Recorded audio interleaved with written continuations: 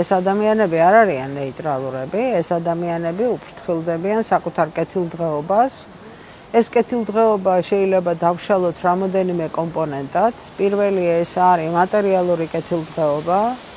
მეორე ეს არის მათი სოციალური მდგომარეობა და გაგიკვირდებათ ასეთ სოციალურ მდგომარეობაში მე გულისხმობ უპოვარებსაც და მესამე ეს არის ცვლილებების შიში.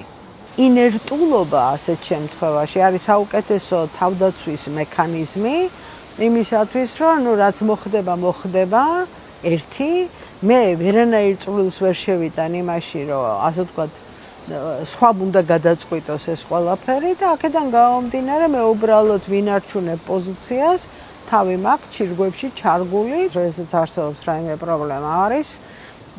ძირითადად სამი სტრატეგია. ერთი ეს არის პრობლემის პირდაპირ გზით გადაჭრა. მეორე ეს არის სოციალური მხარდაჭერა და მესამე ეს არის თავის არიდება. როდესაც მე ვრჩები ინერტულ და პასიურ მდგომარეობაში და ველოდები როგორ განვითარდება მოვლენები. ახლა ფსიქოლოგები არ მივიჩნეთ თავის არიდებას ჯანსაღ სტრატეგიად, იმიტომ რომ ეს გულისხმობს იმას, რომ თქვენ უარს ამბობთ აქტივ ქმედითუნარიანობაზე, როგორც ცოცხალი ადამიანი.